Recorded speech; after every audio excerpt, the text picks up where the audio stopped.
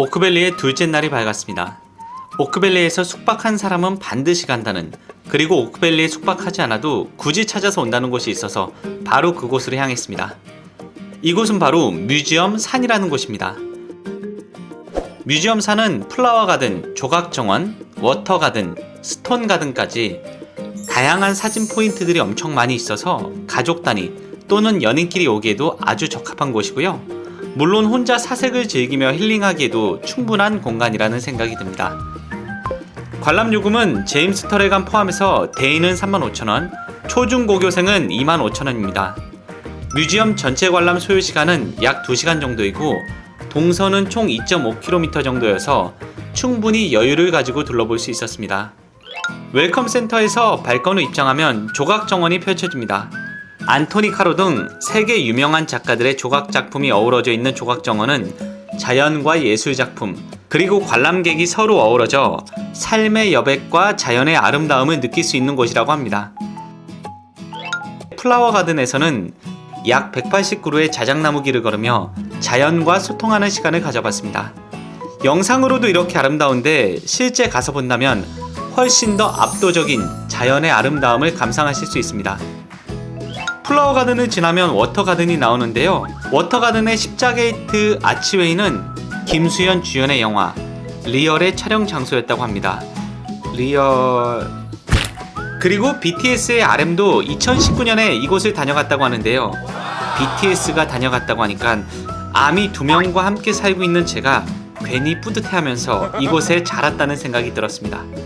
워터 가든을 지나 뮤지엄 본관에 입장했습니다.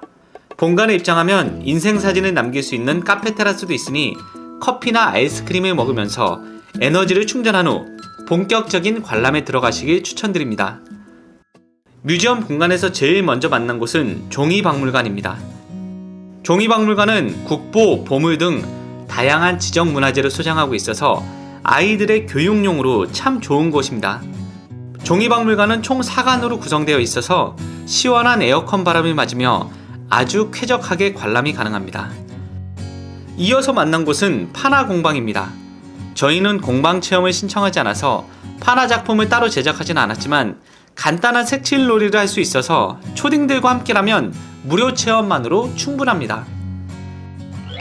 다음은 뮤지엄산에서 2021년 봄을 여는 전시로 기획된 기세와 여운전을 만났습니다.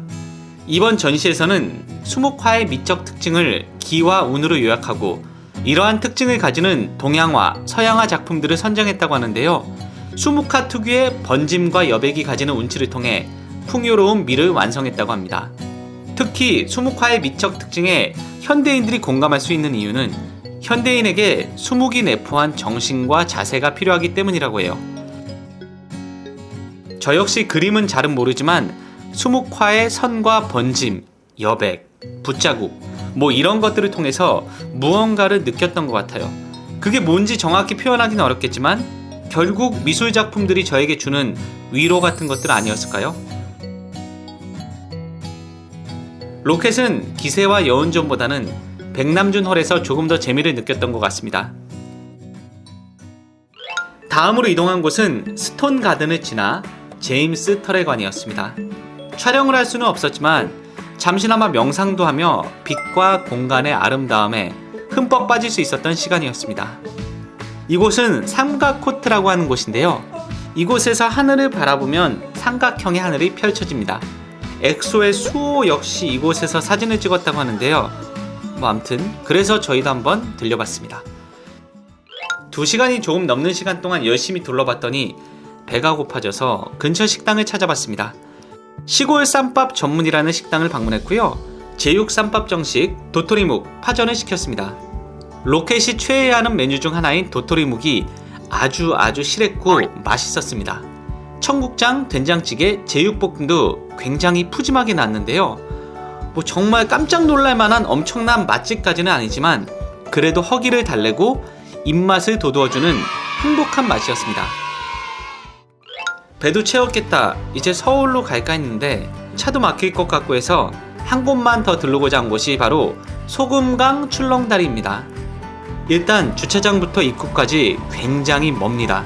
체감상 한 4-5km는 걸은 듯한 느낌인데 실제 거리는 2-3km 정도 됐던 것 같아요.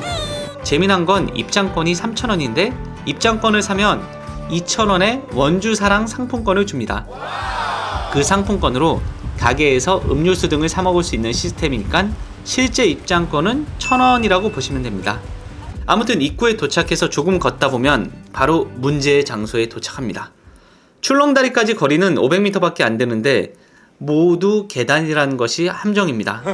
총 578계단인데 호기롭게 오르던 로켓이 한 30계단 정도 오른 후 저에게 엎였습니다. 500계단을 넘게 로켓을 얻고 올랐는데요. 스쿼트, 런지 뭐 이런 운동이 전혀 필요 없습니다. 아빠들은 애들 데리고 여기 오시면 하체 운동을 아주 충분히 할 수 있습니다. 땀을 한 바가지 흘리고 올라간 소금강 출렁다리의 풍경은 아주 좋았습니다. 2018년 개장한 곳이라 그런지 굉장히 깔끔했고요. 사진 찍을 장소들도 굉장히 많았습니다. 오, 같이 가.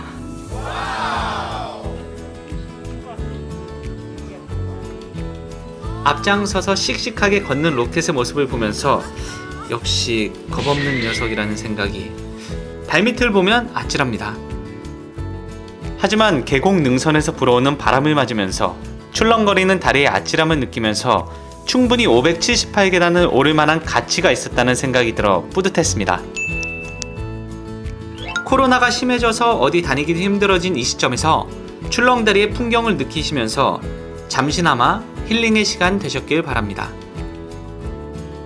다음 주에는 코로나 4단계 격상전에 다녀왔었던 춘천 5월 학교 편으로 찾아뵙겠습니다. 다음 주에 만나요. 안녕!